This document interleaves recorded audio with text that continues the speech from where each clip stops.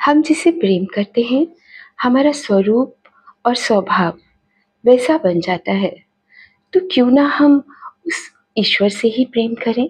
नमस्कार, धुन the art of melody की तरफ से नई दिशा नई उमंग में हम अपने दर्शकों का स्वागत अभिनंदन करते हैं। आज हमारे बीच श्रीमती बलजीत कौर जी हैं, जो हमें गुरु ग्रंथ साहिब के बारे में जानकारी देने वाली हैं। नमस्कार मैम, आपका धुन द आर्ट ऑफ मेलोडी की तरफ से स्वागत अभिनंदन करते हैं। आप अपना संक्षिप्त परिचय देते हुए हमारे कुछ ऐसे सवाल हैं जिनका आप आंसर कर सकते हैं, तो प्लीज़ करिएगा। हाँ जी ज़रूर। मेरा नाम बलजीत कौर है और मैं स्कूल में म्यूज़िक टीचर हूँ। 22 सालों का एक्सपीरियंस है म्यूज़िक की लाइन में मेरा, संगीत में, और उसके साथ-साथ मेरी परवरिश जो हुई है वो एक धार्मिक फैमिली आप कह सकते हैं। मेरे फादर जो थे वो बंगला साहब के हेड प्रीस्ट थे। हाँ जी, हाँ जी। तो थोड़ा-सा जो धार्मिक शिक्षा है वो बचपन से ही प्राप्त होती रही है। पहला आपकी संगीत मम्मी भी हाँ, मम्मी भी मेरी सुबह 4 बजे उठ के सब रियाज़ करना, पाठ करना। मदर का पूरा योगदान इसमें था कि जैसे अगर हमारी सैटरडे संडे छुट्टी है तो आप पहले उठिए। आशादीवार हमारे में एक सिंगिंग होती है अर्ली मॉर्निंग के लिए जी। तो उसमें आपने आधी सैटरडे को पढ़नी है, आधी संडे को पढ़नी है, अदरवाइज हमें खाना नहीं दिया जाता था। ये उनकी परवरिश थी। जी जी जी। फिर पापा का ये रूटीन था कि हाँ बेटा आपने पाठ जरूर करना है। वो धीरे धीरे वो चीजें लर्न करते हुए मेरे मामा जी is also in this line. तो ये बस संस्कार जो है बचपन से फैमिली से ही मिले हमें। तो मामा जी का इंटरेस्ट नाम बढ़ता है। आपका बहुत हाँ फेमस जी, है, मेरे आप तो मामा जी प्लीज है ज्ञानी गुरदेव सिंह जी। जी तो जी। अभी वो तो इंटरनेशनल लेवल पे वो डिवाइन सिंगर के रूप में उभर हुए हैं। वाह वाह, क्या बात है। आपके पास दोनों ही कलाएं हैं, भक्ति भी और संगीत भी। बस ये हमारे बड़े बुजुर्गों की देन है। चलिए तो मैं शुरू करती हूँ। गुरु ग्रंथ साहिब के बारे में आप क्या कहना चाहेंगे हमारे दर्शकों के लिए, बच्चों के लिए, आज की जनरेशन के लिए? मैम, गुरु ग्रंथ साहिब पहले तो हमारा आदि ग्रंथ है, जिसका अर्थ ये हुआ कि हमारा पहला ग्रंथ जो कि संचालित किया गया, और उसमें जो पद दिए गए हैं, शब्द दिए गए हैं, जो रचनाएं दी गई हैं, वो पहले अलग अलग जगहों पे थी। उनका संकलन करके हमारे 5वें गुरु अर्जुन देव जी ने उसको एक ग्रंथ का रूप दिया, जिसके बाद उसको आदि ग्रंथ बोला गया। और उसी में उन्होंने रागों की भी व्याख्या की है। जैसे हर शब्द के ऊपर एक टाइटल है, राग आसा, राग मल्हार, राग मल्हार। हाँ जी। तो उन्होंने उसमें उसका व्याख्यान पूरा किया हुआ है। हमारे जो 10वें गुरु थे गुरु गोविंद सिंह जी, वहां तक जो हमारे गुरु रहे हैं वो है देहधारी, मतलब शारीरिक रूप में। अच्छा। लेकिन गुरु गोविंद सिंह जी ने बोला कि जब इतने महापुरुषों की रचनाएं, इतना सब कुछ हमारे पास है, आने वाले कलयुग में जो देहधारी गुरु होंगे ना, वो मिसयूज कर सकते हैं हमारी सोच का, हमारी भावनाओं का।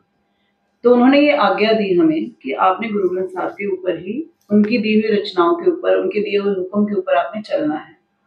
तो इसी का रोज सुबह प्रकाश किया जाएगा जी जी, और रोज सुखासन किया जाएगा, और यहीं से अगर आपने कोई काम करना है, यहीं से हुक्मनामा लिया जाएगा। आज्ञा में रहना, आज्ञा जो संगीत में भी आवश्यक है और बिल्कुल भक्ति में उसकी स्मरण। वैसे तो हमें आज्ञा यही दी गई है कि जो शब्द जिस राग में है उसी में करना है। अभी हम थोड़ा सा बहुत सुंदर, हाँ जी, थोड़ा सा उसको सौंदर्य देने के लिए, या फिर हम कहें कि जमाने के हिसाब से चलने के लिए थोड़ा ट्यून्स में चेंज कर देते हैं, बट कोशिश ये की जाती है कि वो रागबद्ध ही हो वो चीजें। पूरा गुरु ग्रंथ साहब हमारा रागों के ऊपर ही आधारित है, संगीत के ऊपर ही आधारित है। तो आपके लिए तो मतलब बहुत आसान है, सहायता मिल जाती है।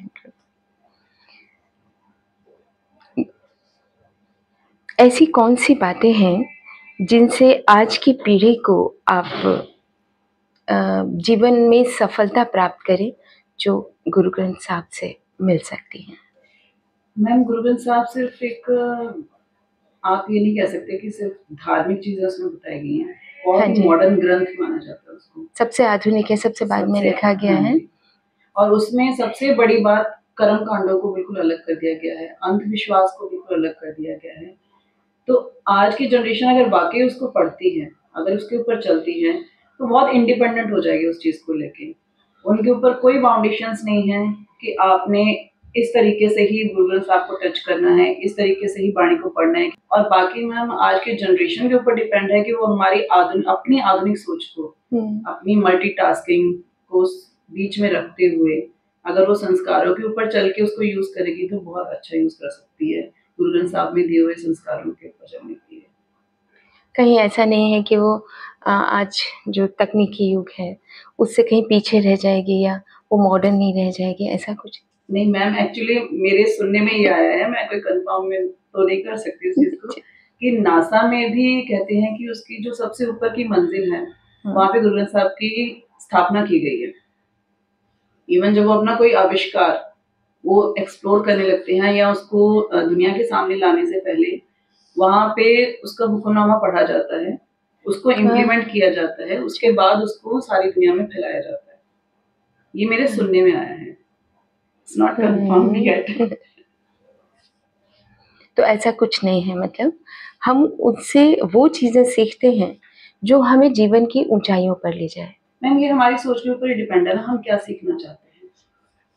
ये अगर हम उसको ध्यान से पढ़ेंगे तो बहुत सारी चीजें हैं, एक एक लाइन में चीज अलग अलग निकल के आ जाती है। ये हमारी हमारी मंजिल है कि हमको कहाँ जाना है। और संगीत इसको कैसे सहयोग करता है ये आप बता चुके हैं, हालांकि अगर और कुछ कहना चाहें तो कह सकते हैं। मैम संगीत का अगर हम कहें तो उसमें बहुत सारी चीजें इंक्लूड कर दी हैं।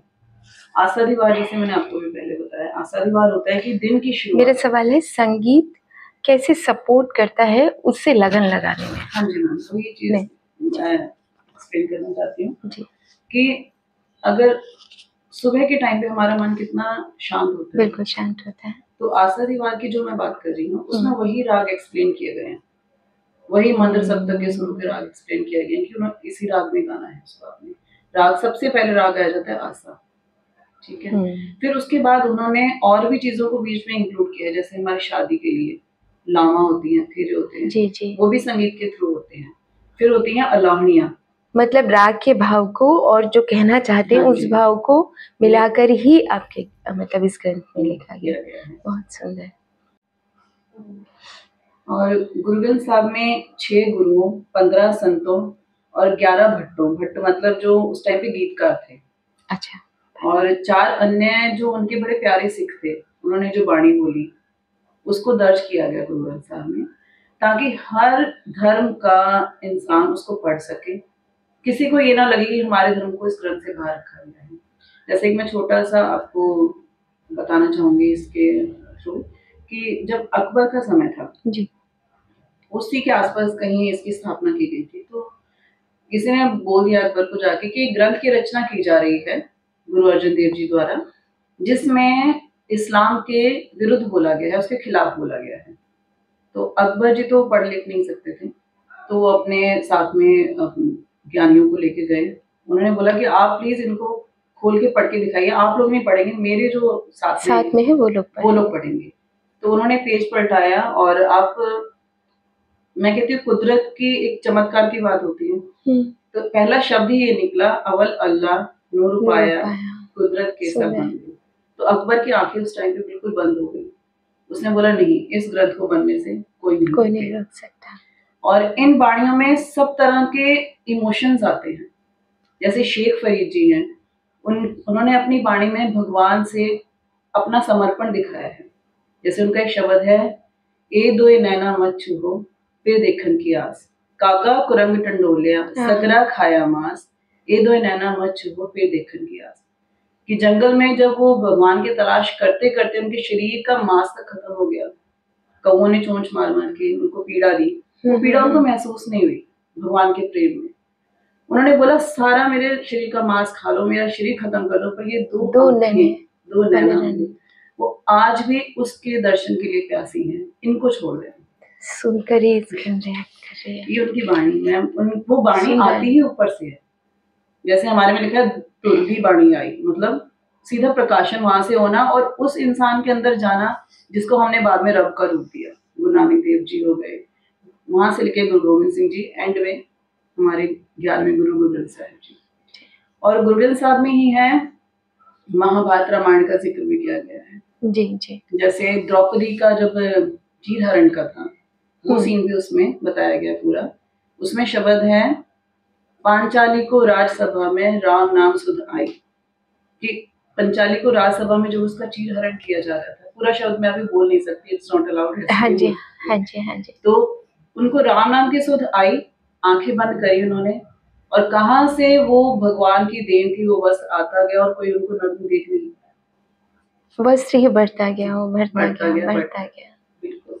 और यही चीजें हैं, हम शायद भगवान से शिकायत कर देते हैं कोई, लेकिन हमें पता नहीं चलता भगवान किस रूप में हमें कवर कर रहा है। ये यंग जनरेशन को समझना बहुत जरूरी है। कुछ लोग हैं जो नास्तिक हैं, लेकिन मैं चाहती हूँ उनको किसी भी तरीके से ये चीजें समझाई जाए वेदों में जो लिखी गई हैं, कि भगवान है और भगवान का स्मरण करना बहुत जरूरी है आपके निजी कामकाजों के साथ साथ। बहुत सुंदर। ये तो इतनी सुंदर बातें हैं कि ऐसा लग रहा है कि सुनते ही जाइए आप। सुखमनी साहब के बारे में और सुखों की मनी, आपसे ही मेरी बात हो रही थी, तो आपने बताया था कि ये सुखों की मनी है। तो अगर कुछ आप हमारे दर्शकों को बता पाए इस बारे में। पहले मैम अगर आउटर स्ट्रक्चर के बारे में बात करें तो सुखमनी साहब में 24 श्लोक और 24 अष्टपदियां हैं। श्लोक मतलब पहले उसका एक मूल रूप देना, जैसे हम म्यूजिक में ले लें कि स्थाई है, स्थाई है जी जी। तो अष्टपदी हो गई, उसको एक्सप्लेन करना। 8 पद दिए गए हैं हर एक श्लोक के, उसको अच्छे से एक्सप्लेन किया गया है। जैसे एक अष्टपदी है, प्रभ के सिमरन गर्भ ना बसे, वो प्रभ के सिमरन के ऊपर ही पूरे 8 पद हैं कि प्रभ के सिमरन करने से क्या क्या चीजें आपसे, आपके कष्ट कैसे दूर होते हैं और क्या क्या चीजें आपको प्राप्त होती हैं। फिर आ जाती है ब्रह्म ज्ञानी के ऊपर कि ब्रह्म ज्ञानी किसको कहा जाता है। ब्रह्म ज्ञानी सिर्फ सफेद कपड़े पहनने को, बहुत ऊंची ऊंची कीर्तन करने को नहीं बोला जाता। ब्रह्म ज्ञानी वो होता है जो आपके दुनियावी अटैचमेंट से एक्चुअली अंदर से कट चुका है, साधुता जिसमें पैदा हो जाती है, भौतिक सुखों का त्याग जिसमें पैदा हो जाता है। और वो साधुता दिखावे से नहीं आती। मैंने बहुत से लोग ऐसे देखे हैं जो पूरे मॉडर्न हैं, पैंट शर्ट पहनी है, कीर्तन कर रहे हैं, और हमें लगता नहीं इनको क्या ही पता होगा, बट जब आप उनके साथ बैठे हो तो ज्ञान का सागर होते हैं। तो पहरावा इज नॉट एवरीथिंग, दिखावा इज नॉट एवरीथिंग, आपके अंदर क्या है वो चीजें हमको गेन करनी है, और यही हमने अपनी जनरेशन को सिखाना है। जैसे मेरी बेटी है जी, वो बिल्कुल इंटरेस्टेड नहीं होती कि मम्मी बहुत टाइम है, पढ़ना है, ट्यूशन है, थक गए, तो मैं कहाँ से समय निकालूं अपने बच्चे के लिए। तो मैंने एक रूटीन बना लिया, बेटा रात को सोने से पहले कुछ नहीं करना, आपने एक चैप्टर पढ़ना है जो मैं आपको दे रही हूँ, बस वो पढ़ के सो जाना है। मैम आप यकीन मानिए, धीरे धीरे धीरे धीरे वो मेरी बेटी इतनी इंडल्ज हो गई इन चीजों में, धार्मिक चीजों में सो गई, उसको तो वो साइकोलॉजिकल। तो आज मेरे से ज्यादा उसको भरोसा है भगवान के ऊपर। नहीं मम्मा आप टेंशन मत लो, भगवान है ना। तो मैं रियली थैंकफुल हूँ इस चीज के लिए, अपने मदर फादर की एजुकेशन जो उन्होंने तो मुझे दी है, कि ये विश्वास होना बड़ा जरूरी है। उसके बाद आप दुनियावी काम सारे करो, उसके ऊपर डोरी छोड़ के करते जाओ। मतलब उनका विश्वास कितना होगा कि जब आपको कि ब्रेकफास्ट तब मिलेगा पहले हमें प्रसाद का बड़ा लालच होता था, मम्मी बहुत टेस्टी बनाती थी कि हाँ मम्मी ने प्रसाद बनाया है तो तभी मिलेगा। जब हम ये आशा दीवार में भी छंद है, 24 छंद है, तो 12 छंद एक दिन पढ़ने, 12 एक दिन पढ़ने तभी मैं प्रसाद मिलता हूँ। बहुत सुंदर। अंत में आपसे मैं दर्शकों के लिए, बच्चों के लिए क्या संदेश आप देना चाहेंगी? मैं बस ये संदेश देना चाहूंगी कि बेटा आप अपने सारे काम करिए, स्कूल जाइए, अच्छी से अच्छी एजुकेशन प्राप्त करिए, लेकिन अपने संस्कारों को कभी मत भूलिए। और संस्कार जो होते हैं मैम, वो कहीं ना कहीं हमारी धार्मिक स्टडी से जुड़े हुए हैं। आपकी जो भी लैंग्वेज है, आपका जो भी ग्रंथ है, कोशिश करिए उसको पढ़ने की। मॉडर्निज्म भी रखिए, मॉडर्निज्म के साथ साथ संस्कार भी रखिए, मल्टीटास्किंग भी बनिए, और अपने टाइम को यूटिलाइज करना सीखिए। कैसे आप सारी चीजों को अपने अंदर इन्वॉल्व करके अपनी आत्मा को शुद्ध रख के इस कलयुग में आप विचर सकते हैं, बस यही कोशिश है। एक मैं चीज और बताना चाहूंगी, जैसे मैंने आपको बताया कि मम्मी के प्रसाद का लालच होता था, हम कीर्तन करते थे, पाठ करते थे, डांटना पड़े उनसे, वो हो गया एक जबरदस्ती वाला एलिमेंट हो गया। पर ये चीज मेरे अंदर नेचुरली कैसे आनी स्टार्ट हुई, मेरे मामा जी ज्ञानी गुरुदेव सिंह जी, जैसे मैं पहले भी उनका जिक्र कर चुकी हूँ जी। कि अभी तो वो ऑस्ट्रेलिया में है, पर वर्ल्ड वाइड वो सिंगिंग उनका होता है। तो एक दिन वो स्नान कर रहे थे अर्ली मॉर्निंग, उनका ये रूटीन है मैम। आप उनको कभी पाठ करते हुए नहीं देखोगे, वो छुप के पाठ करते हैं, पाठ पूजा अपनी। उनको देख अच्छा। लेना मतलब जैसे स्वामी हरिदास को सिंगिंग करते हुए करने के लिए वेट किया था ना, हाँ, वो बस वो छुप के गाते वेश थे, बदल के गए थे बिल्कुल, और भगवान के लिए गाते थे, वो अपने लिए नहीं गाते थे। तो मामा जी को मैंने एक दिन देखा, 3:45 की बात है, सर्दियों के दिन, वो स्नान कर रहे थे। मैं जाने लगी वॉशरूम, तो देन कहते अच्छा बेटा स्नान करना है, पाठ करना है तुमने? कोई नहीं, मैं बस आ रहा हूँ, तो तुम स्नान कर लेना। मैंने बोला मामा जी इस टाइम उठ के पाठ करें? क्योंकि मम्मी पापा ने पाठ करने के लिए तो बोला था, बट टाइम की कोई लिमिट नहीं थी। मैंने कहा अच्छा, मैं कहा चलो देखते हैं मामा जी इस टाइम पाठ कर रहे हैं, साथ में बैठ के देखते हैं कैसे करते हैं। वो मैम जो उनका नूर, जो उनका ऑरा था पाठ करने का, लगातार उन्होंने 1.5 घंटा पाठ करा नित्यनेम का पूरा। वो गुनगुनाते हुए पाठ करते थे, हम फटाफट करते हैं ना, एक ओंकार सतनाम करते, ऐसे नहीं, वो लगन से आंखें बंद करके पहले मन को टिकाते थे 10 मिनट, उसके बाद उन्होंने वो पाठ स्टार्ट करना। और मैं देखती रही उनके चेहरे का नूर, और उसके बाद मेरे को ये एहसास हुआ मैं तो कुछ कर ही नहीं रही हूँ, मुझे भी ये चीज ट्राई करनी है। सुबह सूरज चढ़ने से पहले उनका नित्यनेम समाप्त होता है। फिर मैंने ट्राई करना शुरू किया, मैं भगवान जी आप ही कृपा करो तो होगा, नहीं तो नहीं होगा। नहीं होगा उनकी फिर कृपा मैंने ये के चीज स्टार्ट करी, और वो एक पाठ करते करते धीरे धीरे धीरे जैसे जैसे समझ आना शुरू हुआ, हमारी समझ के मुताबिक मेरा इंटरेस्ट बढ़ता गया। फिर सुखमनी साहब का पाठ, यहाँ तक कि मैंने चंडी की वार का भी पाठ करा। उससे कहते हैं रौद्र रस आता है आपके ऊपर, और हमारे एक अंकल थे वो बहुत करते थे जी। उन्होंने बोला कि चेहरे पे बड़ा ग्लो आता है, आपकी रेडनेस बढ़ती है, अट्रैक्टिव लगते हो। तो बीइंग अ गर्ल यही थॉट ने मुझे उधर अट्रैक्ट कर दिया। पर मैम टेस्ट आता है जब हम पाठ करते हैं, समझते हैं किस चीज को, उसका जिह्वा के साथ साथ मन में टेस्ट आता है, वो शांति अलग होती है। चाहे आज मैं उतना टाइम नहीं दे पाती हूँ गृहस्थी होने के बाद कारण, लेकिन फिर भी कोशिश ये होती है कि नित्यनेम करने के बाद ही दिन की शुरुआत हो। तो मैं यही कहूंगी अगर यंग जनरेशन जैसी मेरी है, मैंने अपना बेटी को बताया वो रागों में इंटरेस्टेड नहीं है, तो मैं क्या करती हूँ, राग लेके बैठती हूँ शाम को, वो थोड़ा सा खिंचती है मेरी तरफ, उसको कोरियन सॉन्ग्स पसंद है, वो गा लो जो मर्जी कर लो। उसके बाद मैंने बोला बेटा ना राग नहीं सीखना, मत सीखो, कोई दिक्कत नहीं है, ये वाला गाना सुना है हमने, ये वाला गाना इस राग के ऊपर है। अच्छा मम्मा ये तो मेरा फेवरेट राग है, चलो ठीक है बैठो गाते हैं। गाते गाते वो राग स्टार्ट हो गया, राग स्टार्ट होते होते पता है आपको ये शब्द गुरु ग्रंथ साहब में इसी राग में है, अच्छा इसका शब्द का मीनिंग भी बताओ।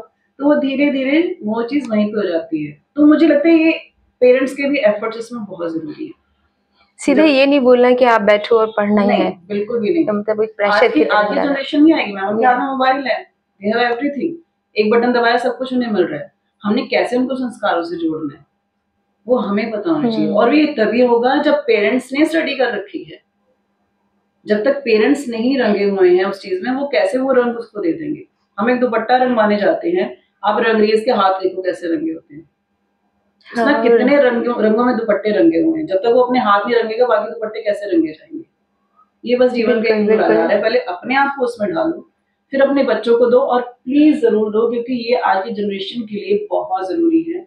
बहुत कुछ है उनको भटकाने के लिए, अगर हम उनको ये अपनी धार्मिक चीजें, अपने संस्कार नहीं देंगे तो हम कल को पछताएंगे। फिर हम बच्चों को डांटने वाले हम कोई नहीं है कि बेटा आपने ऐसे क्यों किया, ये आपके लिए गलत है, उसको पता ही नहीं वो गलत है, हमारा कोई हक ही नहीं बनता, क्योंकि हमने वो रंग नहीं दिया उसको। इस रंग में रंग के खुशियाँ आती हैं। बहुत सुंदर बलजीत मैम, ऐसा दिल कर रहा है कि और सुनते रहें। कुछ और एक अनुभव हो तो प्लीज बोलिए।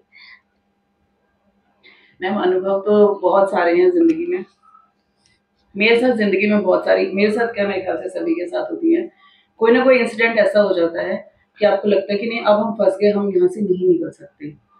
लेकिन मैं शायद उस चीज को एक्सप्लेन नहीं कर पाऊँ। मेरे नाना जी थे, मैं उनका नाम जरूर लेना चाहूंगी, क्योंकि वही थे, उन्होंने मेरी मम्मी को इस रंग में ढाला था, इस रंग में ढाला। सेवा सिंह था उनका नाम, और उनका नाम सेवा सिंह इसलिए पड़ा, वो गुरुद्वारे में सेवा बहुत करते थे।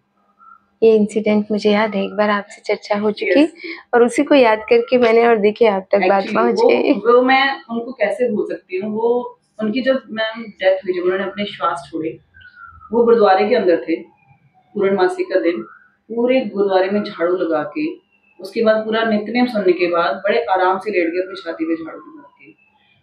और वो सीन आज तक मुझे याद है, जब हम गुरुद्वारे के अंदर गए, हमें वहां से फोन आया कि ऐसे ऐसे है, पिताजी सब बोलते थे उनको, सभी पिताजी बोलते थे, तबीयत ठीक नहीं लग रही, आप उनको देखिए जरा आके। तब तो वो अपने श्वास छोड़ चुके थे और उनकी आंखों से मैम रोशनी थी, जैसे 500 वॉट की लाइटें नहीं होती फिक्स हुई, वो पूरे आपने खुद देखा? वो खुद देखा हमने, मेरी मम्मी ने देखा और मम्मी को ये लगा नहीं नहीं वो जिंदा है शायद, बट वो अपने श्वास उसे छोड़ चुके थे। तो उन्होंने ये दिन हमें दी। और मैम सबसे हैरानी वाली बात, वो बिल्कुल अनपढ़ थे, उनको पूरा गुरु ग्रंथ साहब याद था, आप उनके सामने कोई शब्द गलत नहीं पढ़ सकते थे। तो ये चीज मैंने बड़े होके सोची, छोटे होके मुझे समझ नहीं आया कि उनको याद क्यों है, क्योंकि उनको इंटरेस्ट था, कि उनको समझ आ रहा था, वो टेस्ट उनको समझ में आ रहा था, समझ में आ रहा था। तो ये और उनका नाम सेवा सिंह क्यों पड़ा? उनका नाम सेवा सिंह इसलिए पड़ा क्योंकि वो बहुत ज्यादा सेवा करते थे, झाड़ू करना और बर्तन मांजना, लंगर में सेवा करते रहना। उनके कपड़े हमेशा आम आदमी भाषा में लोग बोलेंगे गंदे रहते थे, पर हम लोग कहते थे सेवा के रंग में रंगे रहते थे। उनका नाम ही सेवा सिंह डाला। सबसे सुंदर रंग वही है, सबसे सुंदर, इसलिए उनका नाम सेवा सिंह पड़ा। तो उनकी मैं एक चीज आपको बताना चाहूंगी, मुझे वो हमेशा बचपन में गोद में लेके वाहिगुरु वाहिगुरु वाहिगुरु वाहिगुरु का जाप करते रहते थे। और टिल डेट कई बार ऐसे होता है, मैं सोते हुए फील करती हूँ कि शायद मैं अभी भी उनकी गोद में हूँ, और नींद से उठती हूँ तो कभी चौपाई साहब मुंह में चल रहा होता है, कभी वाहिगुरु वाहिगुरु मुंह में चलता है, फिर लगता है पता नहीं सपना है या हकीकत है। तो ये चीजें जो है ना, आपके सराउंडिंग्स को, आपके आने वाले जीवन में आने वाली हर नेगेटिविटी को खत्म कर देती है। ये जिंदगी का मेरा सबसे बड़ा इंसिडेंट है, जिसने मेरे को ये चीजें मेरे अंदर भरी, वो थे मेरे नाना जी। नाना जी के बाद मेरी मदर, मदर के बाद मेरे मामा जी, और पापा ने फाइनेंशियली इस चीज में बहुत सपोर्ट करा। जी जी, बस ये ऐसे ही पीढ़ी दर पीढ़ी भगवान करे चलता मतलब आप तो बहुत भाग्यशाली हैं, आपको चारों तरफ वो रंग मिले, चारों तरफ वो रंग मिले जिसमें रंगने का इतना अच्छा अवसर आपको मिला। और अब हमारे दर्शकों को भी आपने वो रंग इतने खूबसूरत तरीके से दिए। तो मैं फिर से आपको बहुत बहुत धन्यवाद करती हूँ, बहुत सुंदर। और आपने अपने इतने कीमती वक्त से हमारे धुन के लिए समय निकाला, उसके लिए मैं तहे दिल से शुक्रिया अदा करती हूँ।